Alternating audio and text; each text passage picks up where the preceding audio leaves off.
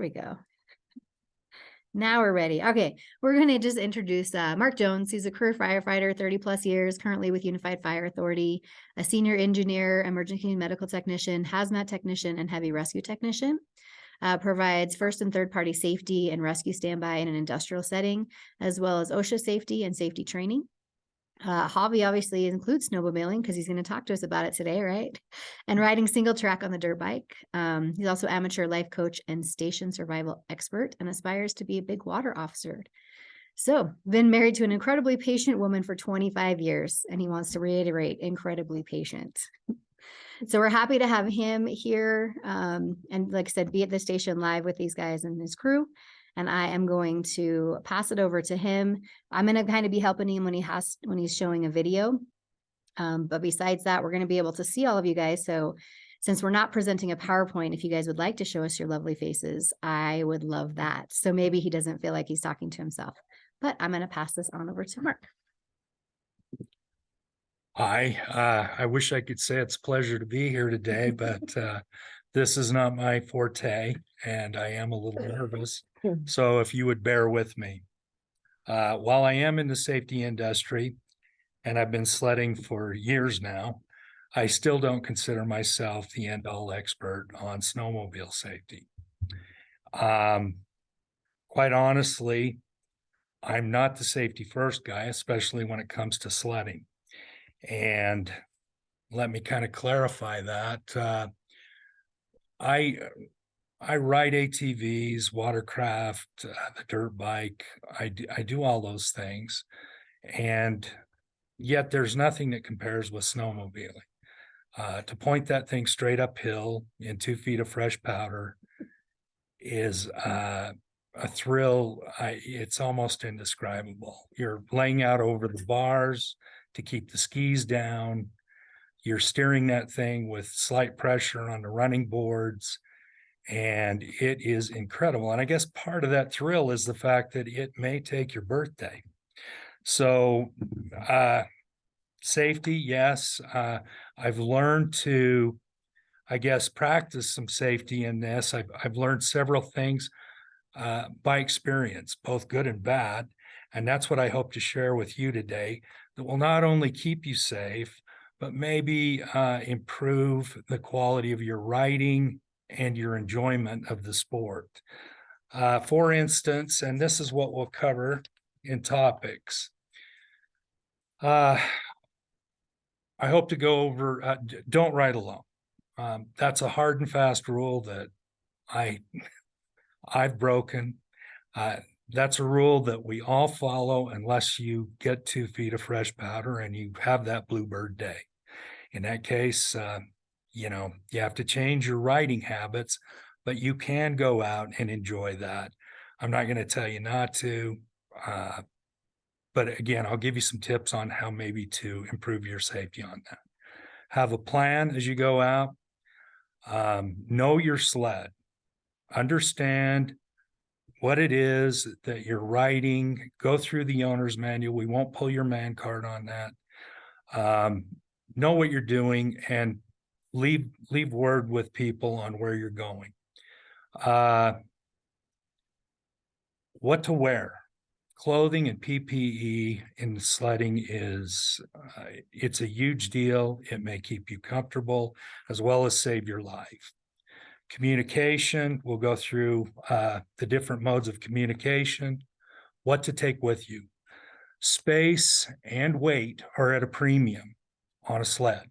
So I have a list of things that I take with me. There are several lists online that you may choose to go to use as yours.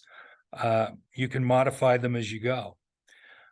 We'll talk about avalanche safety. I'm sure that everybody, when they think of snowmobile safety, the stories that are on the news are always avalanche safety, and we'll go over that. I've got some probably interesting takes on that. And then I have some general riding knowledge, things that I wish somebody had shared with me when I started into the sport that will make your life a lot easier and your riding a lot more enjoyable. Anyway, we'll start with pre-plan. Have a plan as you get out.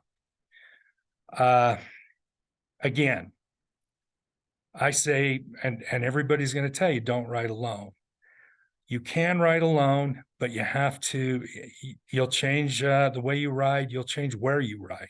You'll make different decisions. And in this pre-plan, you'll probably change up a few things. I say that groups are usually better.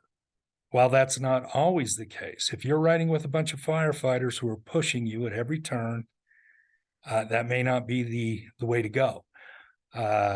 Avoid that group mentality. Don't get pushed into something that you're uncomfortable with. Map your route. Okay, we have cell phones now that have satellite acquisition.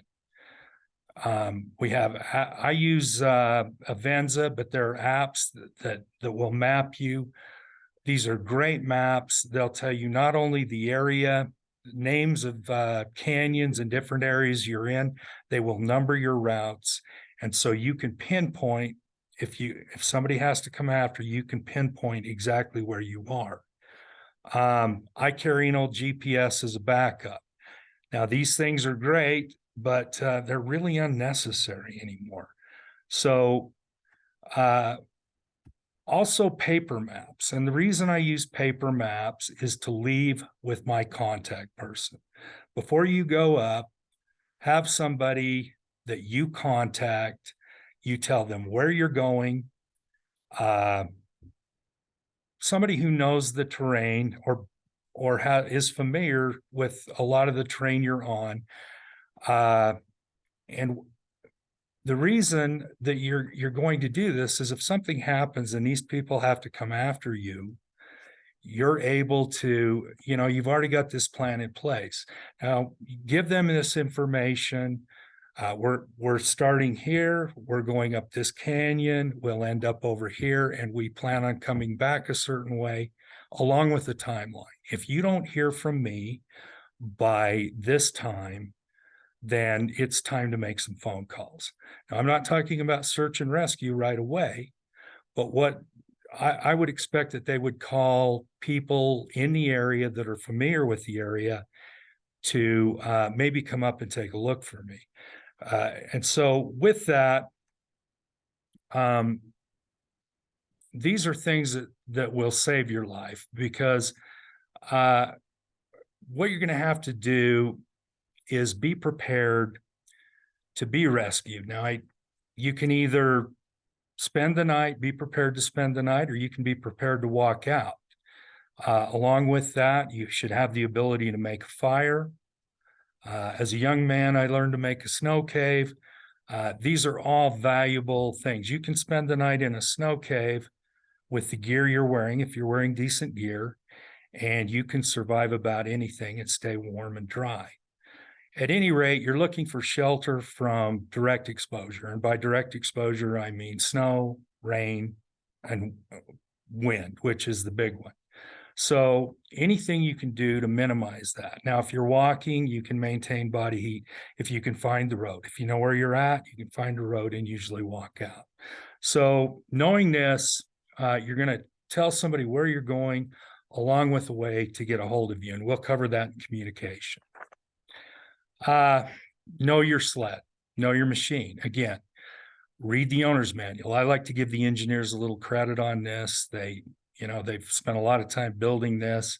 So again, we won't pull your man card on this if you go ahead and go over this. And now some of the things I cover, I have my own little routine. And like I say, there are other routines, checklists online that you can go over, but I start with track tension.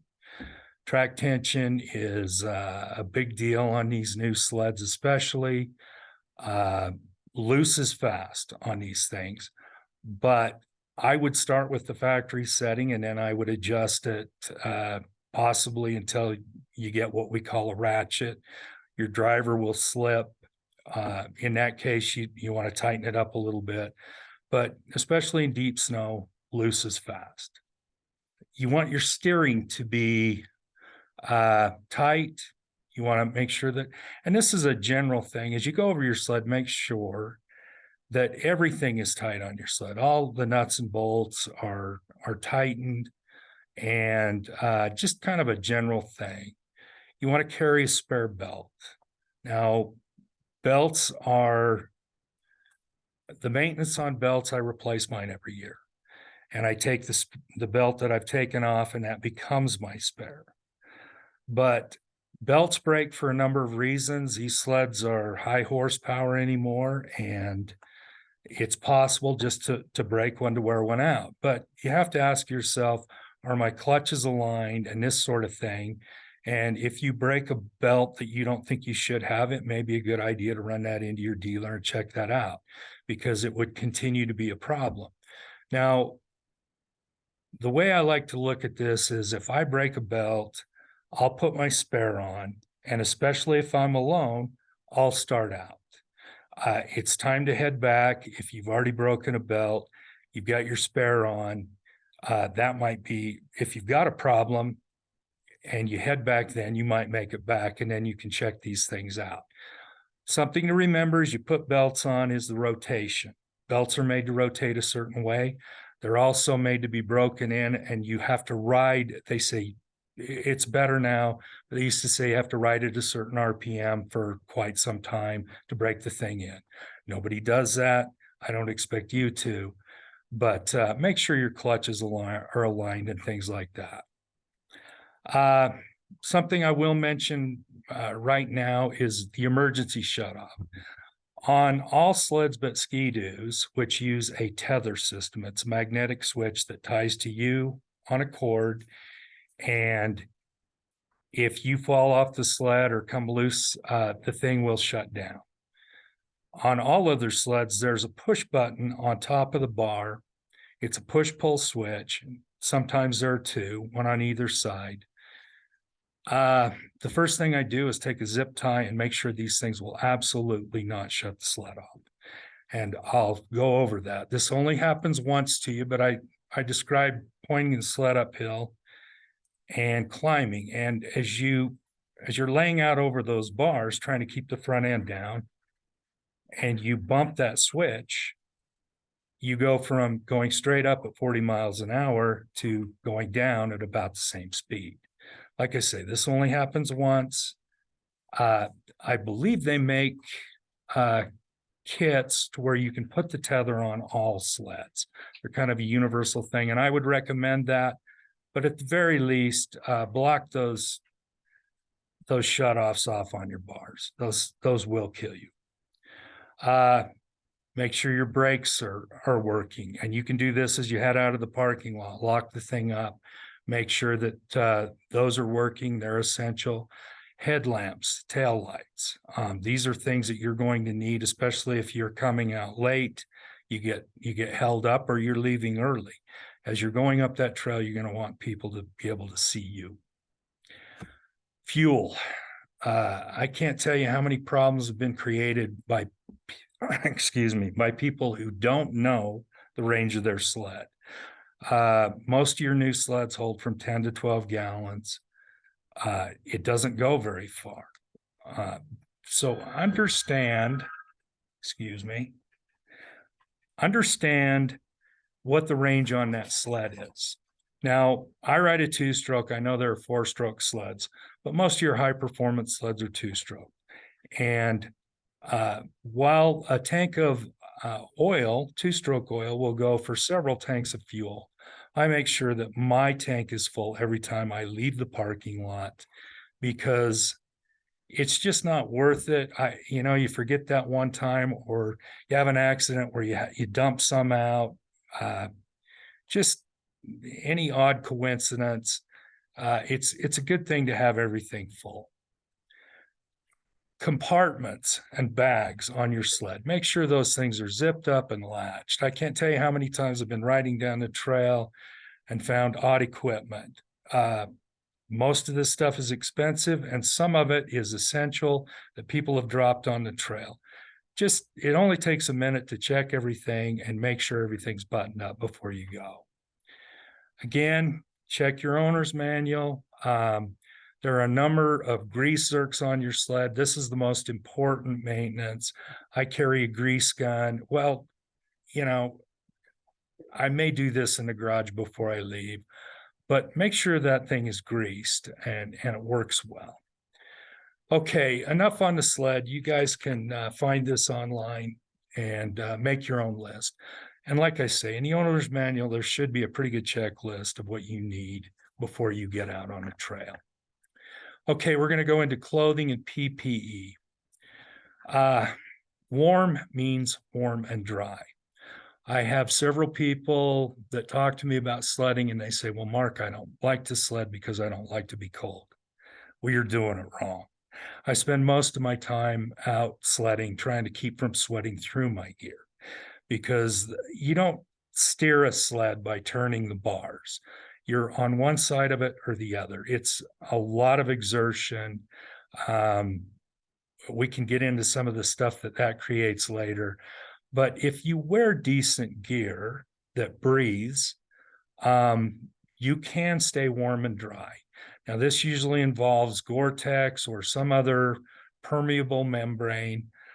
There are several brands that make excellent gear. I wear Climb, but like I say, there's a lot of different brands now, and it's worth it to wear decent clothing.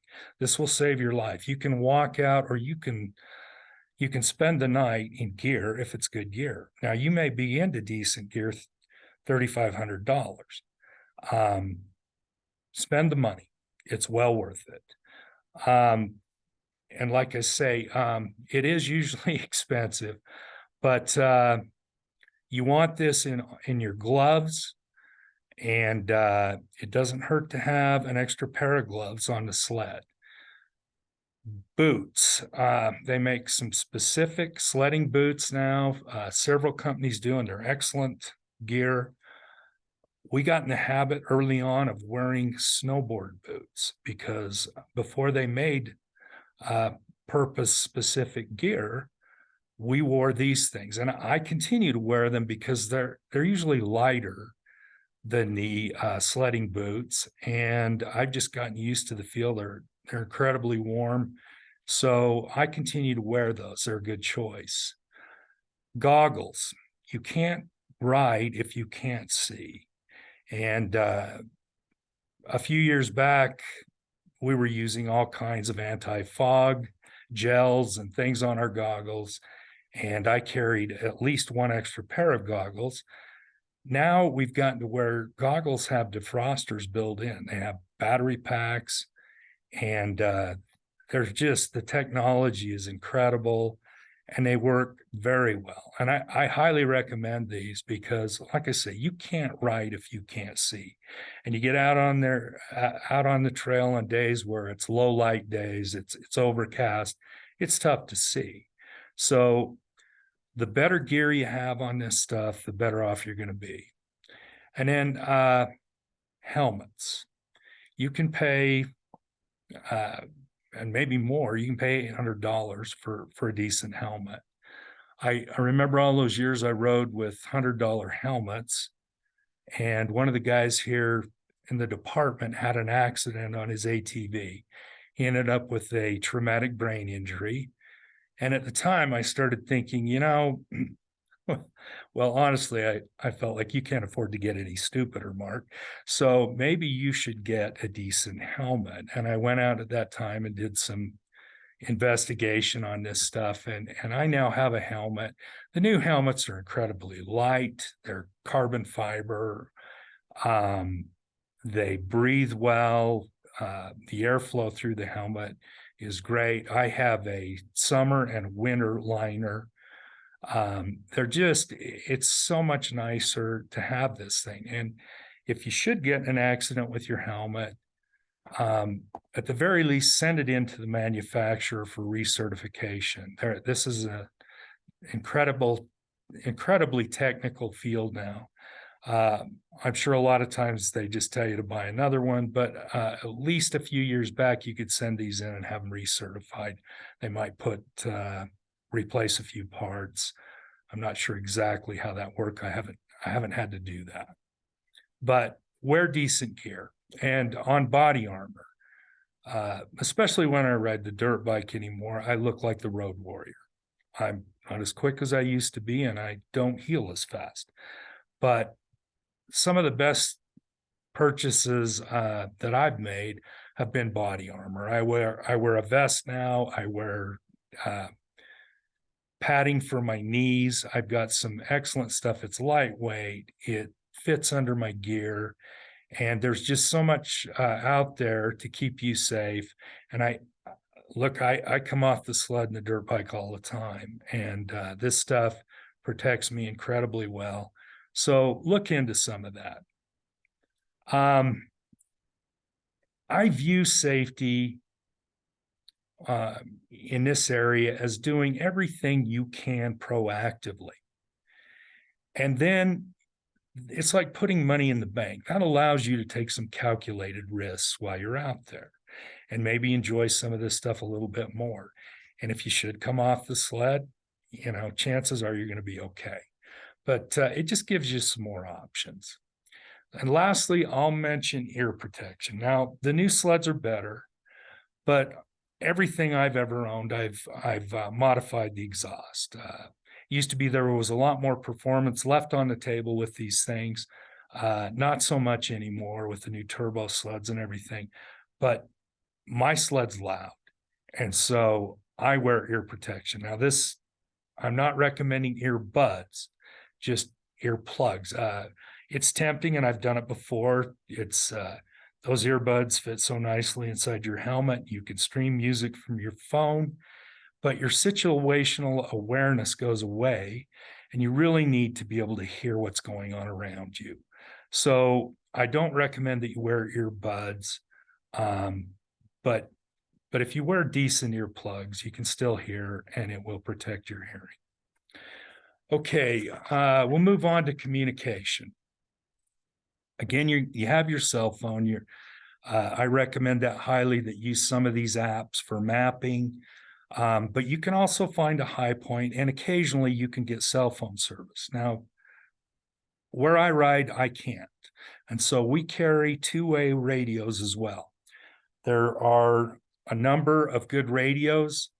Most of these things have up to a 35-mile range, and they work very well. We use those things for communication, both while we're out with each other, and we use them as well to, if somebody had to come looking for you.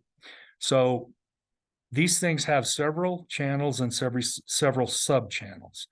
Our group has a set of channels that we use. We know what they are, and I suggest you do the same thing.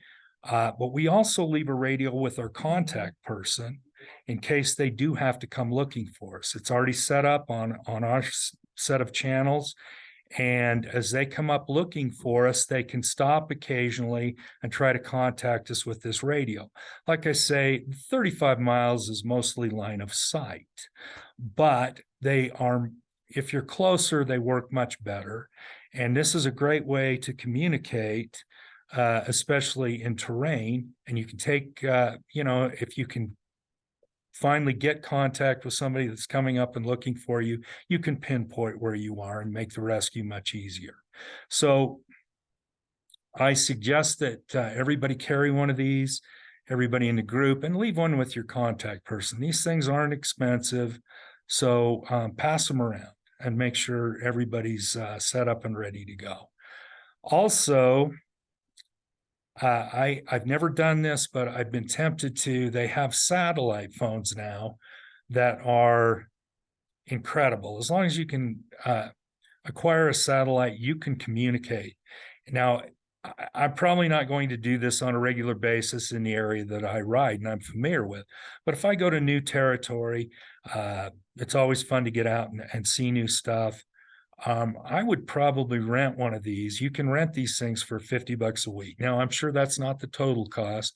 By the time you get a spare battery and different things, I'm sure it's more than that. But if it's twice that for a week, it's still worth it, or I think it would be. So it's something to consider. Also, on all of these things, communication is essential. Carry spare batteries. Whatever batteries these things use, make sure you have enough.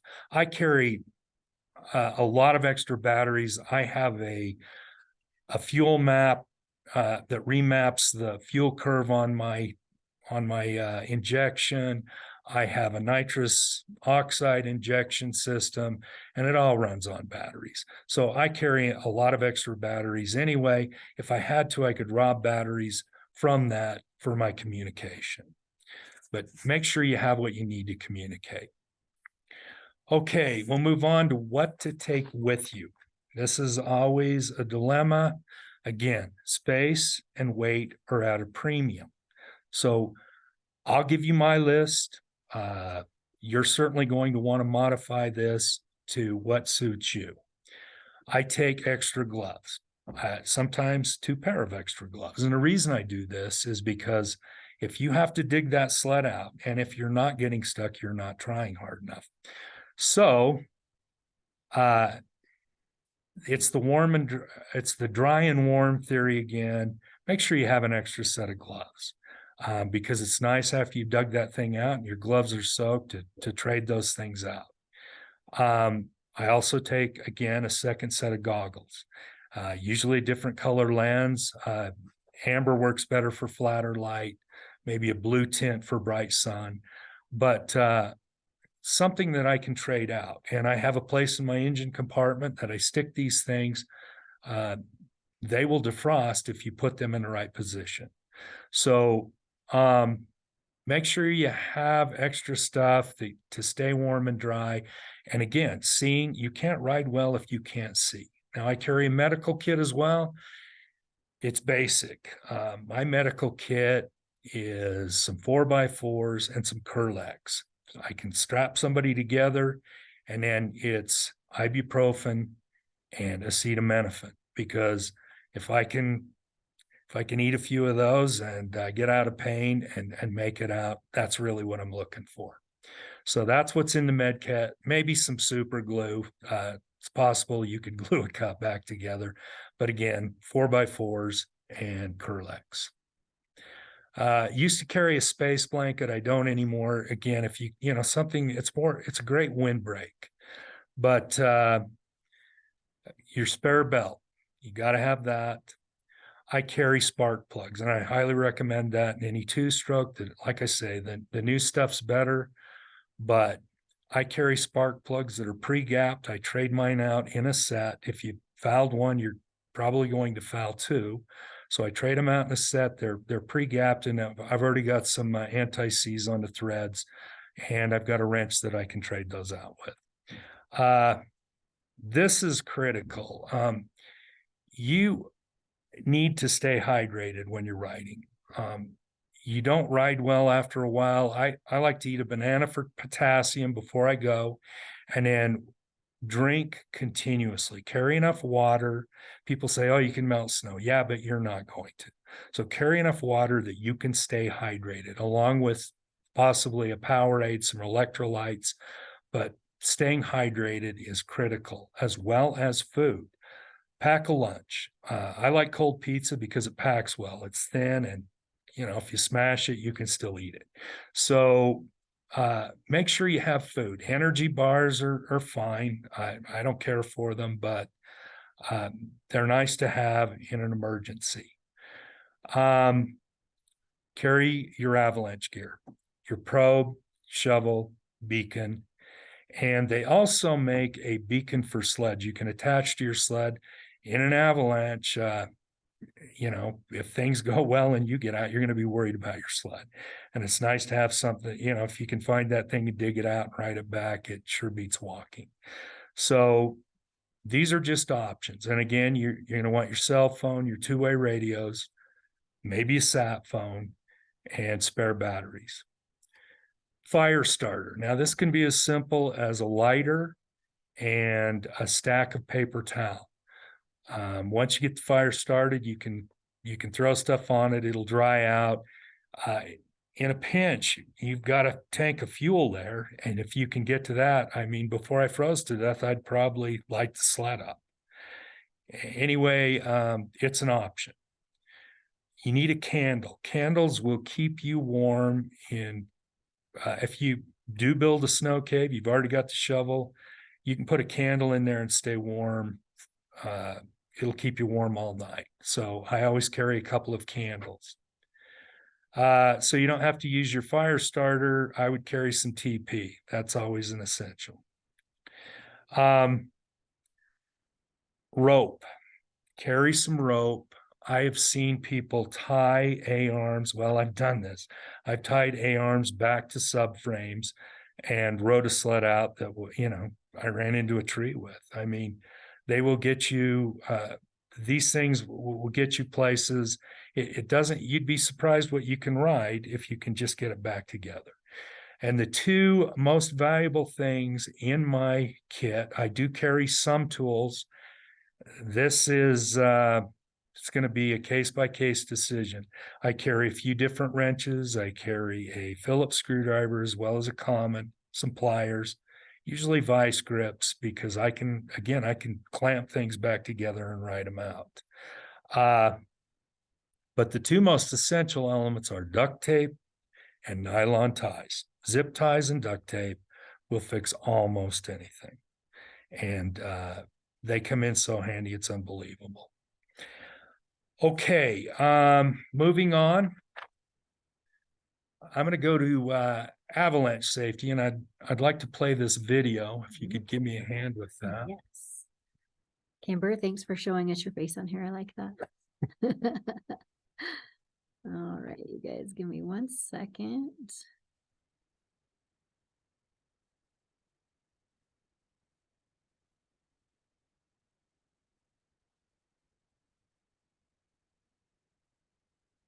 I didn't think.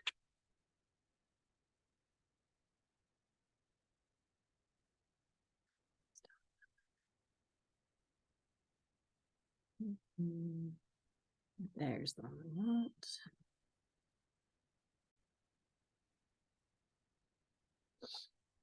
Too much about it at first.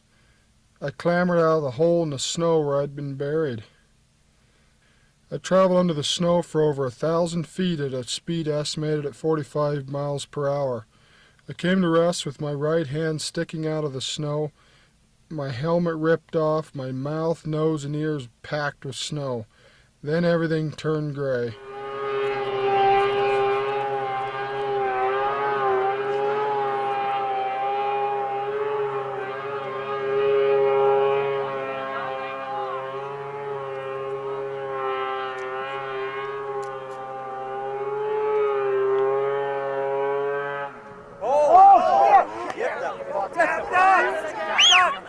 Go! Oh God! Watch him! Watch him! Son of a! Watch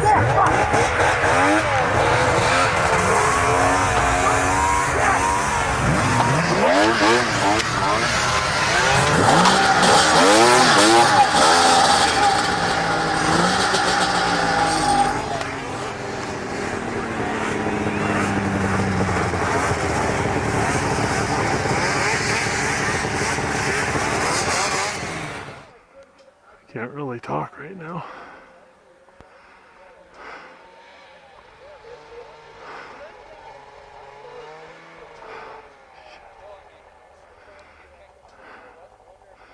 It's the worst feeling I've ever had in my life.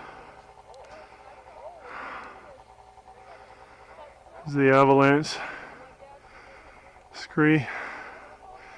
It broke in several different spots. It broke at the top, of course, just like last year. Broke through the trees too. That's what it didn't do last year.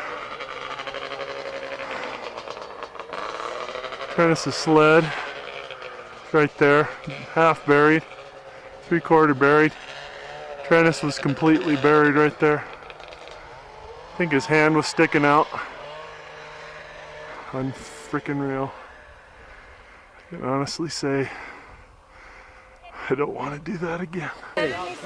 Missed all them trees and everything. Jeez, you lost it way up there out that rock ridge.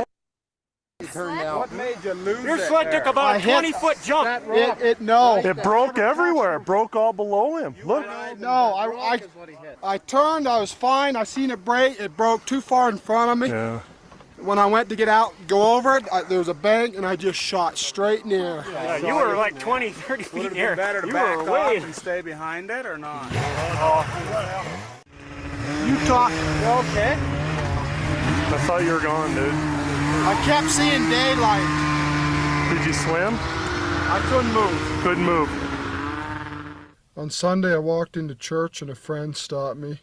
He said that on Thursday, the day of the avalanche, he had an overwhelming spirit come over him. He felt something was wrong with someone he knew. He knelt down and prayed for that person. He knelt down and prayed for me. I could not hold back any longer. I started crying. I thought it had me. I didn't think I was going to make it over the hill. When the gust of wind hit, you couldn't see anything but the snow. I mean, I thought it was still coming. I thought it was going to bury me before I got over the hill. This is incredible. Many people ask if I ever snowmobile again. I tell them yes, even though it will never be the same. I look out my front door at the Rocky Mountain front with a newfound respect for mountain riding. I have a new outlook on life, and I have a new yearning to be the best father, husband, and friend I can be. And most important of all, my wife and kids still have me to hug every night.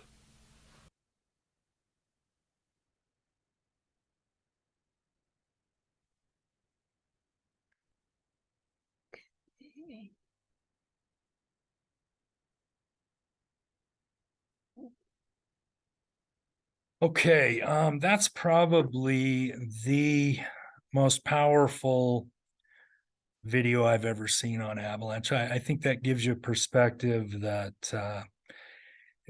that's the first time I've been probably that close to it and been able to. I mean, you can feel the emotion there. There are several things that Travis could have done better there. For instance, if you heard him, he said it broke in almost the same place, or it broke slightly different place last year. Gee, if it broke on you last year, you think you'd probably rethink climbing that particular hill. I don't know. I know that's what Travis does for a living. Team Thunderstruck is a major entity. They film. I didn't see a helicopter on that one, but I know they use helicopters now. Trennis says that it wouldn't change his riding habits. Although over the next couple of years I watched and I didn't see Trennis on any of the videos. And he gradually reappears a few years later. I'm sure that changed his thinking, and I'm sure that changed the way he rides. It couldn't help but. One of the things you saw there is, and people will tell you, you can outride an avalanche on these high performance sleds. Yeah, I guess you can if you can get in front of it. That whole thing broke loose with Trennis on it, and as he tried to get over, or it created a slab in front of him and it shot him straight up, and then that thing swallowed him. So, yeah, it'll outrun it under the right circumstances. Another thing I saw was where were the guys at the bottom of the hill? They were right at the bottom of that hill watching him climb that thing. Where's that avalanche coming? Now these guys got their sleds fired up and they got out of there, but that's one of the caveats I will tell you all. Don't be sitting at the bottom of that thing watching your buddy climb it, trying to high mark it. Get a ways, get some perspective, get back. You're better off if something does break loose, you're able to see him back a ways better than you are right up close. Now, this is a miracle that they were able to get to him, that his hand was sticking out. Wow. I can't imagine that things could have gone any better for Trennis. But while we're on the subject, I wear a beacon. I wear a good beacon. I suggest that everybody wear a beacon, and these things strap to your body. They're underneath your coat. Most snowmobiling trails, not the one I'm on, I'm kind of out in the boonies, but check and make sure that your beacon's working. Put one on transmit, have your buddies check it out, see that it's transmitting. Check everybody's beacons out to make sure they're operating correctly. Make sure, I know mine has a battery monitor. I trade them every year anyway, but make sure that your beacon's battery is up and functioning properly. Like I say, as you go through the gate, a lot of these places have a signal emitted that you can check your beacon on. See that it works correctly. Carry a probe. These probes are, if you pull this out of your pack and you go to use it and you've never pulled it out before, you're wasting your time. Make sure that you get a little practice in with this stuff so that you understand how that it works and that you might be able to find somebody with it. You've got a shovel. Again, there is a beacon just for your sled. The one that I'm familiar with is a spot, is what they call it. But yeah, it's valuable to be able to find your sled. And the latest, greatest tool out is what they call an avid bag. And this is a bag you wear on your back. You have to be able to pull a ripcord, and a nitrogen canister inflates this thing and it increases your buoyancy. And I guess they figure that snow is nothing more than frozen water. And so this is supposed to float you on the snow. Now, I'm sure they have some data that supports that, and I've heard good things. I guess I've never heard anything to the contrary, but I don't think they're that popular. They run about anywhere from $1,000 to $1,500, so they're cost prohibitive. Yeah, anything you can do to maximize your survival rate, I guess, is a good thing. But in real theory, and this is the way I feel about this, all of these things, the reason I wear my beacon is so that it's easier to recover my body, so that they can find me, so that my wife and family have some peace of mind. The odds of being able to find me and dig me out before I expire they're not good. And so while I think I owe it to rescuers and to my family to wear this stuff and whatnot, I think that by far the best strategy is to avoid an avalanche. And there are several ways to do that. There are so many good resources. You can get online and check any area, and they will give you conditions. We have experts that go out and check these things, and they'll tell you what level of danger for that particular day you have. And so use your head and avoid this stuff. Hey, if you're in a high or extremely dangerous area for that day, maybe you avoid climbing that hill. I'll never forget, I ride, my brother-in-law rode professionally. He was in the Jackson hill climb stuff. He's an incredible rider, still is. But I'll never forget the day we pulled up to that hill and he looked at me and he goes, we've got people that depend on us anymore. Maybe we skip this one today. It makes sense. And all the times you ride those hills, and trust me, I'm not the safety first guy, but all the times you get away with that and you climb that hill and you get away without getting caught in an avalanche are not worth the one time you don't. So keep that in mind and use some avoidance techniques rather than relying on that beacon and the probe and different things. I really don't subscribe to that. So use your head, try to stay out of that condition or out of that situation. Another thing, I've kicked loose small avalanches.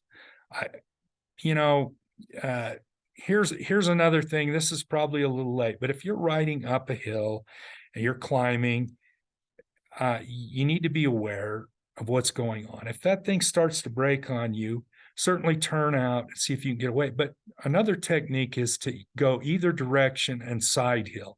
If you can go slightly up or even at a 90-degree angle, a lot of times, even though you're on the slab that's broken loose, you can continue to ride your way out of the avalanche. Now, this is risky. Again, I recommend that you don't get in an avalanche, but should you have to, this is another technique that will work. But I've seen this.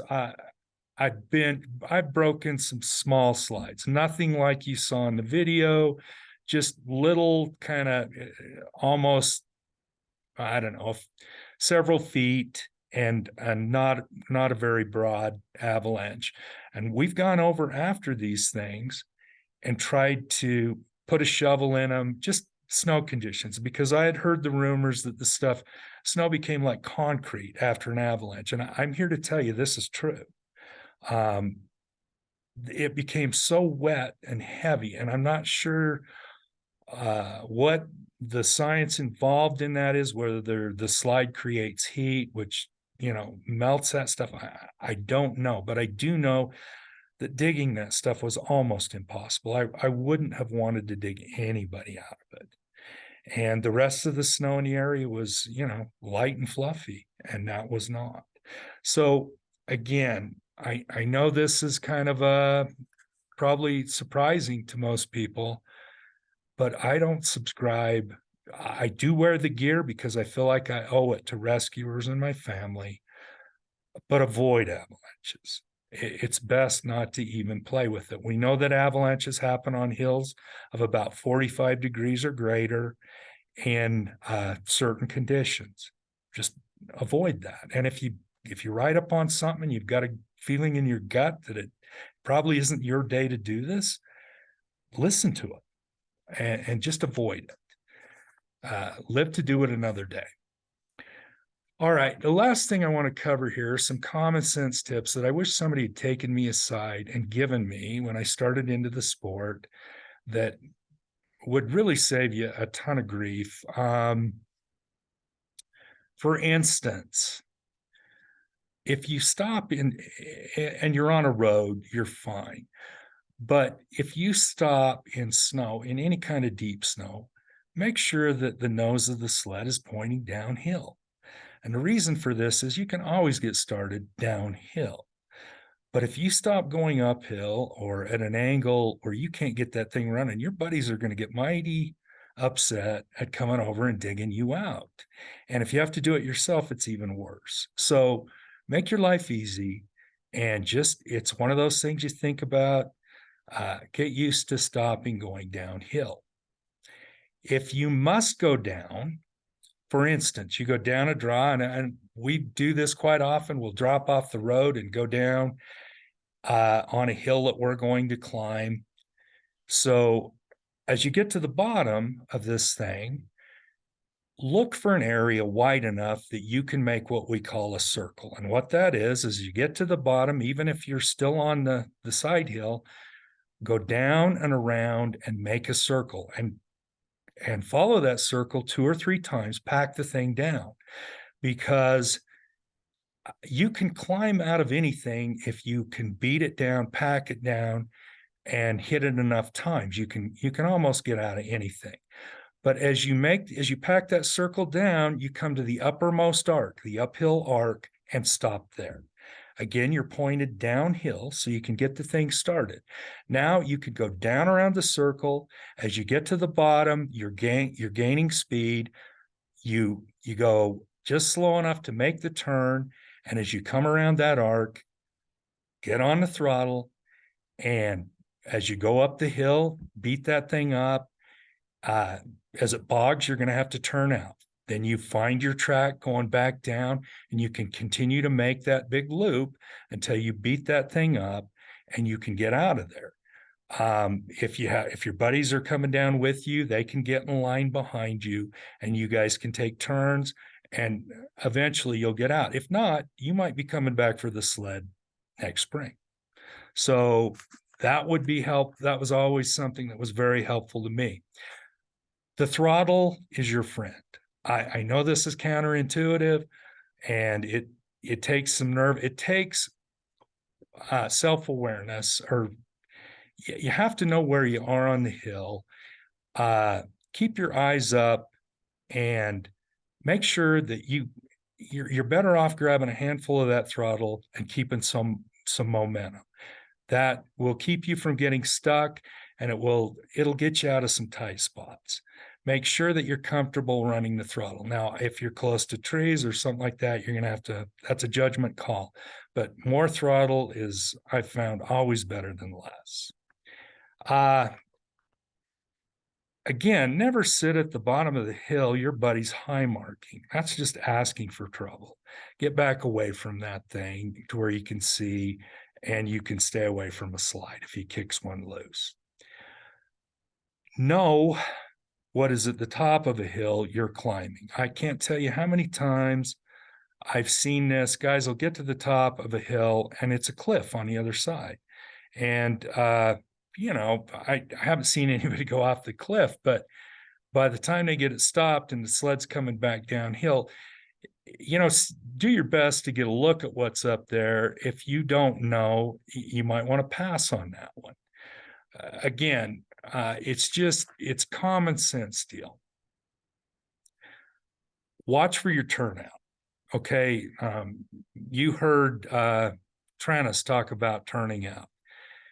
There comes a point where you have to turn that sled out, and you have to, it's like skiing. Keep your eyes up. You can't ski well if you're watching the tips of your skis. You're looking 20 to 30 feet ahead of you. You're looking farther on a sled. It's like skiing, only much faster. So you need your eyes up, and you need to be thinking about, where am I going to turn out? If something goes wrong, you know, do I go right? Do I go left? Where's some open space that I can get this thing turned around and get that nose pointed downhill? Now, you can dig it in an emergency. If you hit the throttle, usually you can dig that sled in. But again, you got to dig it out. So if you can get turned out, be looking for that, and be looking, always keep your eyes up and know where you're going. Okay, if you can't turn out, for instance, a chute, where there's no room to turn out. And I don't recommend this. I don't recommend that people climb chutes. I've done this. It's a lot of fun. But understand that if you don't make it, you've either got to dig that sled in. And I've seen chutes steep enough you're not going to dig in. Step off the sled and let it go. Because if you stay with that sled, it will beat you to death. Those sleds weigh, wet with fuel and everything else, they're going to weigh 500 pounds anyway, even the very lightest of sleds. So if you go down the hill with that thing, it continues to beat you to death all the way down the hill.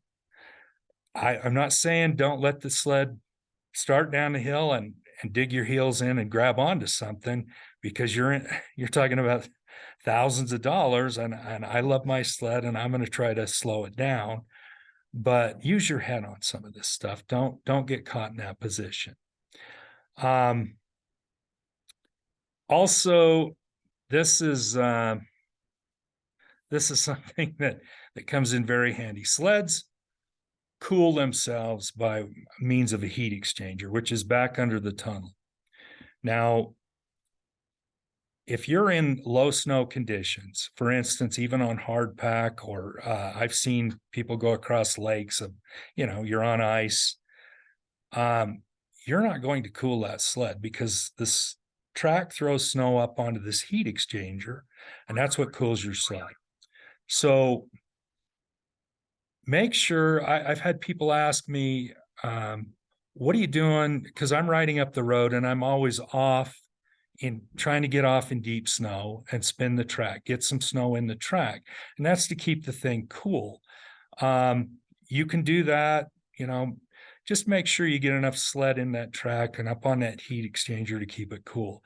Because sleds, while you can, I've seen these kits and they say you can tow your buddy out. It's like, I don't know if you guys are familiar with skeds. Skeds are like a roll-up stretcher. They're a thick plastic. They make some of this you can put underneath the track on one of the sleds, and then you can tow. Well, you can't tow uphill, and sleds make horrible tow vehicles because they're always overheating, and it's just, they're not made to do this. They're high performance rigs, and that brings us to the next.